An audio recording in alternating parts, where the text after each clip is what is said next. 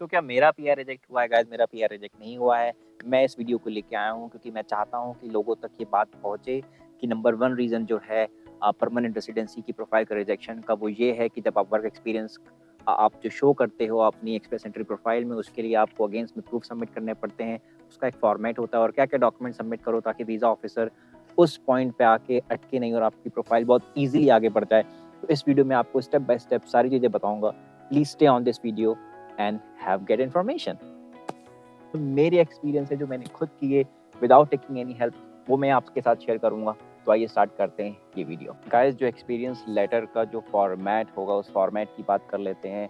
उसमें क्या-क्या चीज़ें इंक्लूड करनी है। तो सबसे पहले वो लेटर हेड पे होना चाहिए और कई बार लेटर हेड पे ही कंपनी का ईमेल एड्रेस और उसकी contact information, telephone number plus उसका फिज़िकल लोकेशन का एड्रेस मेंशन होता है। बट अगर वो मेंशन नहीं है लेटर हेड में, हेडर और फुटर में उस लेटर हेड के, तो प्लीज़ आप उसको अलग से मेंशन करवाओ लेफ्ट हैंड साइड पे या राइट हैंड साइड पे कहीं टॉप पे। वो बहुत ज़रूरी है क्योंकि जो इमिग्रेशन की वेबसाइट है cic.gc.ca, उसमें जो एक्सप्रेस एंट्री के अंदर जब आप एक्सपीरियंस लेटर लगाते हो तो उसका फॉर्मेट कैसा होता है, उसमें लिखा हुआ है, उसमें कंपनी की डिटेल ज़रूर होनी चाहिए उस लेटर हेड पे, जैसे कि कंपनी का एड्रेस, कंपनी का ईमेल एड्रेस एंड कंपनी का टेलीफ़ोन नंबर। आगे बढ़ते हैं और इसमें बताते हैं और क्या-क्या चीज़ें इसमें इंक्लूड होनी चाहिए। तो इसमें और क्या इंक्लूड होना चाहिए, सबसे पहले आपका नाम सेम एज़ इट इज़ जो आपके पासपोर्ट में, अगर नाम गलत है तो यकीन मानो डेफ़िनिटली एडीआर आएगा, एडिशनल डॉक्यूमेंट रिक्वेस्ट आ जाएगा आपको एक्सप्रेस एंट्री में जो आपको आईटी आया है परमानेंट रेसिडेंसी के लिए। तो प्लीज़ ये मिस्टेक मत करो, नाम प्लीज़ केयरफुली चेक करो तभी सबमिट करना वो। गाइस, नेक्स्ट आता है आपके एम्प्लॉयमेंट का ड्यूरेशन। आपने जिस भी एम्प्लॉयर के पास काम किया है इंडिया में या कनाडा में, जो मैं ये बता रहा हूँ ये दोनों, इवन कैनेडियन एक्सपीरियंस और फॉरेन एक्सपीरियंस दोनों के लिए वर्क करेगा ये फॉर्मेट। थोड़ा सा डिफरेंस है दोनों में, फॉर्मेट में नहीं बट और एडिशनल डॉक्यूमेंट वो मैं बाद में बता दूंगा आपको। तो सबसे पहले आपका लेटर हेड हो गया। लेटर हेड में आपकी कंपनी के एड्रेस, ईमेल एड्रेस और टेलीफोन नंबर होना चाहिए। सेकंड, आपका नाम सेम होना चाहिए जो आपके पासपोर्ट पे है, एक्सपीरियंस या रेफरेंस लेटर में। उसके बाद आते हैं आपका ड्यूरेशन। आपने जिस भी एम्प्लॉयर के पास काम किया है, कितने समय के लिए काम किया है, कितने टाइम के लिए, वो क्लियरली मेंशन होना चाहिए। उसकी डेट्स मेंशन होनी चाहिए, कब से लेके कब तक। उसके बाद आपकी क्या प्रोफाइल थी वहाँ पे, आपकी जॉब टाइटल क्या था। जॉब टाइटल बहुत मेन है।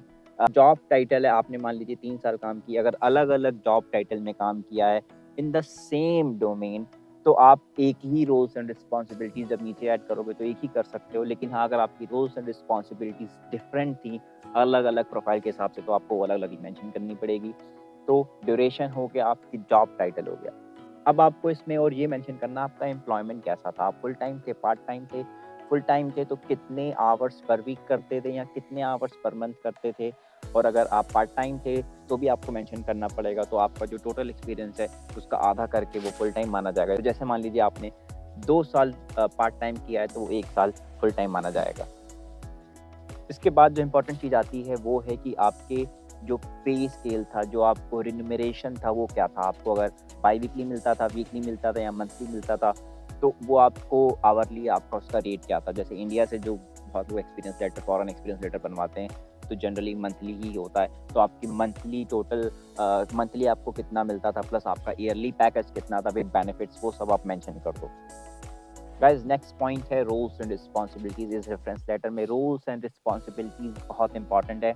जो भी आपने एनओसी कोड मेंशन किया है while applying for permanent residency through express entry, अब वो एनओसी कोड जो है इमिग्रेशन ऑफिसर उस लेटर को मिलाएगा, चेक करेगा कि जो वेबसाइट पे जो उनके पास एनओसी कोड्स हैं उस पर रोल्स एंड रिस्पॉन्सिबिलिटीज हैं और जो आपके रेफरेंस लेटर या एक्सपीरियंस लेटर पे लिखी हैं क्या वो मैच कर रही हैं। अगर मैच नहीं कर रही हैं तो आपका रिजेक्शन के चांसेस बढ़ सकते हैं और रिजेक्शन हो सकता है विदाउट इवन एडीआर। आपसे डॉक्यूमेंट भी वो नहीं मांगे और रिजेक्ट करते हैं आपकी profile because of insufficient evidence. जो आपने रेफरेंस लेटर लिया है वो एनओसी कोड से मैच कर रहा है, तो वो बहुत इंपॉर्टेंट होता है। आपको सेम कॉपी पेस्ट नहीं करना है, आपको 60-70% मैच करना है अपने रोल्स एंड रिस्पॉन्सिबिलिटी सेक्शन के रेफरेंस लेटर में। तो जब आप वो मेंशन करोगे, आप मेक श्योर करो कि वो एनओसी कोड से 70 से 80% या 60% मिनिमम मैच कर रहा हो, तो कोई प्रॉब्लम नहीं होने वाली है।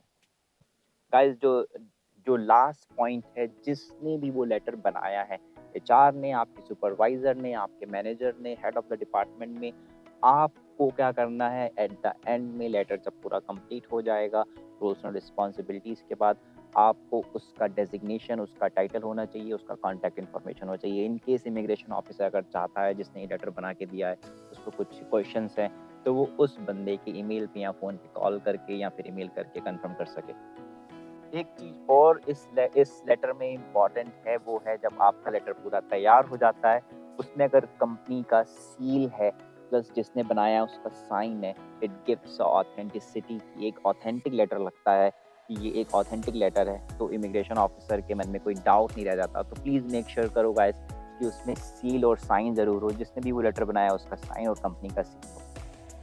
गाइस फटाफट अब बात करेंगे एडिशनल डॉक्यूमेंट आप इस लेटर के साथ क्या-क्या सबमिट करो, ताकि कोई इमिग्रेशन ऑफिसर के मन में डाउट ही ना रह जाए। और डाउट देना भी क्यों, आप अपने लाइफ का इतना बड़ा एक स्टेप एग्जीक्यूट कर रहे हो और उसमें कोई डाउट छोड़ो ही मत। तो आपने ये लेटर बनवा लिया, आपने अब सोचो अब इमिग्रेशन ऑफिसर एक लेटर देखेगा तो चलो सब बढ़िया है, कोई इश्यू नहीं है।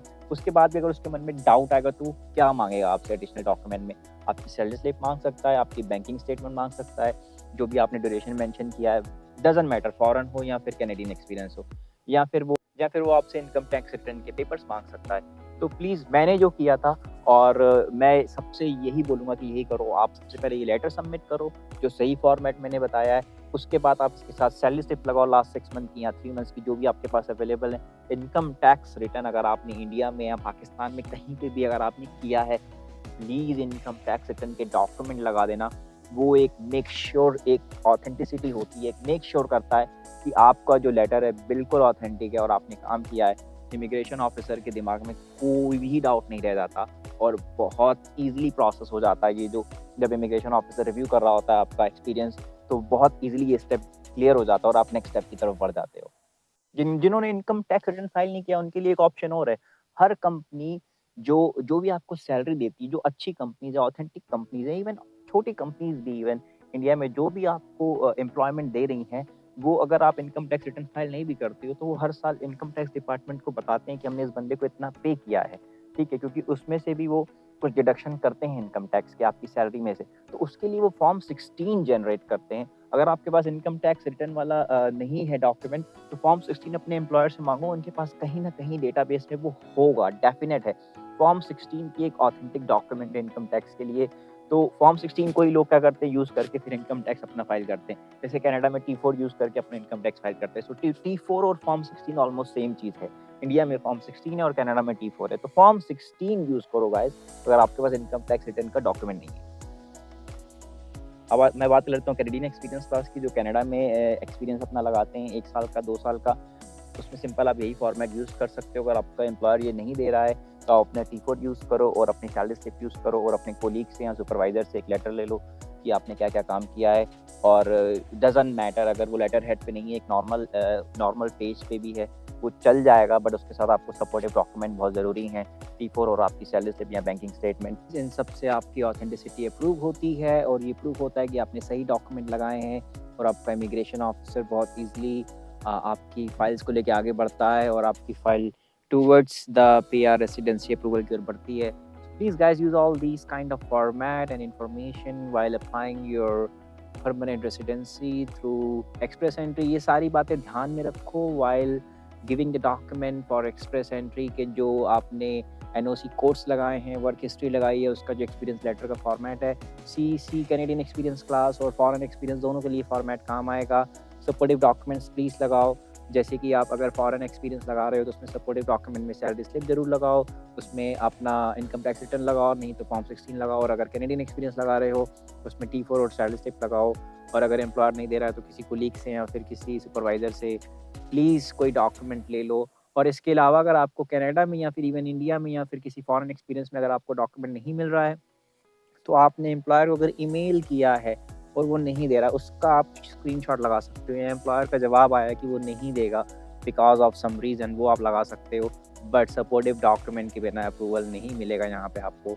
सपोर्टिव डॉक्यूमेंट में आपको बताना ही पड़ेगा कि आपने ऑथेंटिकली इस एम्प्लॉयर के लिए काम किया है, जो कि आपके पास कोई ऑप्शन नहीं है आपको टैक्स रिटर्न के या बैंकिंग स्टेटमेंट या फिर T4 या फिर फॉर्म 16 ओवरऑल मैं बता रहा हूँ कि लगाना ही पड़ेगा। गाइस मिलते हैं नेक्स्ट वीडियो में, जब तक के लिए be safe and be healthy. और प्लीज़ अगर मन करे तो प्लीज़ सब्सक्राइब कर लेना and have a nice day guys.